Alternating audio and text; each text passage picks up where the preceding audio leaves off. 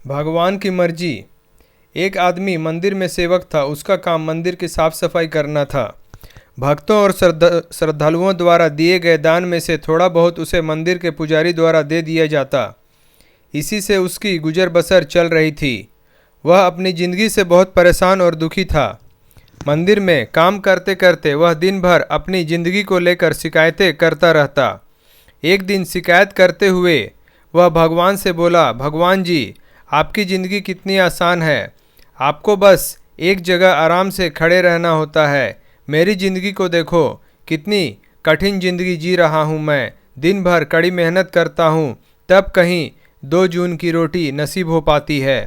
काश मेरी ज़िंदगी भी आपकी तरह होती। उसकी बात सुनकर भगवान बोले, तुम जैसा सोच रहे हो वैसा नहीं है। मेरी जगह रहना बिल्कुल आसान नहीं है। मुझे बहुत सारी चीज़ें देखनी पड़ती है, बहुत सी व्यवस्थाएं करनी पड़ती है। ये हर किसी के बस की बात नहीं है। भगवान जी, कैसी बातें कर रहे हैं आप? आपका काम आसान ही तो है। आपकी तरह तो मैं भी दिन भर खड़े रह सकता हूँ, इसमें कौन सी बड़ी बात है। मंदिर का सेवक बोला, तुम नहीं कर पाओगे। इस काम में बहुत धैर्य की आवश्यकता पड़ती है। भगवान बोले, मैं जरूर कर पाऊंगा। आप मुझे एक दिन अपनी ज़िंदगी जीने दीजिए। आप जैसा बताएंगे मैं वैसा ही करूंगा। मंदिर का सेवक जिद करने लगा। उसकी जिद के आगे भगवान मान गए और बोले, ठीक है, आज पूरा दिन तुम मेरी ज़िंदगी जियो, मैं तुम्हारी ज़िंदगी जीता हूँ। लेकिन मेरी ज़िंदगी जीने के लिए तुम्हें कुछ शर्तें माननी होगी। मैं हर शर्त मानने को तैयार हूँ भगवान जी। सेवक बोला, ठीक है, तो ध्यान से सुनो।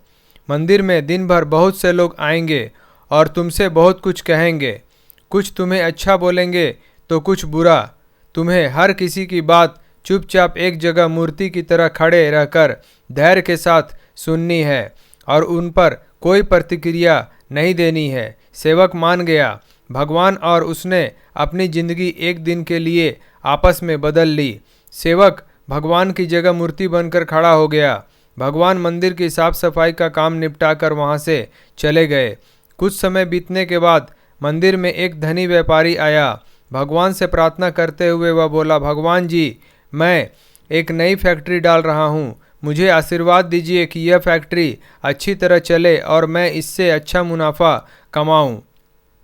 प्रार्थना करने के बाद वह प्रणाम करने के लिए नीचे झुका तो उसका बटुआ गिर गया। जब वह वहां से जाने लगा तो भगवान की जगह खड़े मंदिर के सेवक का मन हुआ कि उसे बता दें कि उसका बटुआ गिर गया है, लेकिन शर्त अनुसार उसे चुप रहना था। इसलिए वह कुछ नहीं बोला और खामोश खड़ा रहा। इसके तुरंत बाद एक गरीब आदमी वहां आया और वो भगवान से बोला, भगवान जी, बहुत गरीबी में जीवन काट रहा हूँ। परिवार का पेट पालना है, माँ की दवाई की व्यवस्था करनी है। समझ नहीं पा रहा हूँ कि इतना सब कैसे करूँ। आज देखो, मेरे पास बस 1 रुपया है, इससे मैं क्या कर पाऊँगा। आप ही कुछ चमत्कार करो और मेरे लिए धन की व्यवस्था कर दो। प्रार्थना करने के बाद वह जैसे ही वह जाने को हुआ, उसे नीचे गिरा व्यापारी का बटुआ दिखाई दिया। उसने बटुआ उठा लिया और भगवान को धन्यवाद देते हुए बोला, भगवान जी, आप धन्य हैं। आपने मेरी प्रार्थना इतनी जल्दी सुन ली। इन पैसों से मेरा परिवार कुछ दिन भोजन कर सकता है। माँ की दवाई की भी व्यवस्था हो जाएगी। भगवान को धन्यवाद देकर वह वहाँ से जाने लगा। तब भगवान बने मंदिर के सेवक का मन हुआ कि उसे बता दे कि वह बटुआ तो व्यापारी का है, उसे मैंने नहीं दिया है। वह जो कर रहा है वह चोरी है। लेकिन वह चुप रहने के लिए विवश था, इसलिए मन मारकर चुपचाप खड़ा रहा। मंदिर में आने वाला तीसरा व्यक्ति एक नाविक था। वह 15 दिन के लिए समुद्री यात्रा पर जा रहा था। भगवान उसने प्रार्थना की कि उसकी यात्रा सुरक्षित रहे और वह सकुशल वापस आ सके। वह प्रार्थना कर ही रहा था कि धनी व्यापारी वहां आ गया। वह अपने साथ पुलिस भी लेकर आया था। नाविक को देखकर वह पुलिस से बोला, मेरे बाद ये मंदिर में आया है, जरूर इसने ही मेरा बटुआ चुराया होगा। आप इसे गिरफ्तार कर लीजिए। पुलिस नाविक को पकड़कर ले जाने लगी। भगवान बने आदमी को अपने सामने होता हुआ ये अन्याय सहन नहीं हुआ। शर्त अनुसार उसे चुप रहना था, लेकिन उसे लगा कि बहुत गलत हो चुका है। यदि अब मैं चुप रहा तो एक बेकसूर आदमी को व्यर्थ में ही सजा भुगतनी पड़ेगी। उसने अपनी चुप्पी तोड़ते हुए कहा, आप गलत व्यक्ति को पकड़ कर ले जा रहे हैं। ये बटुआ इस नाविक ने नहीं बल्कि इससे पहले आए गरीब व्यक्ति ने चुराया है। मैं भगवान हूँ और मैंने सब देखा है। पुलिस भगवान की बात कैसे नहीं मानती। उनकी बात मानकर उन्होंने नाविक को छोड़ दिया और उस गरीब आदमी को पकड़ लिया जिसने बटुआ लिया था।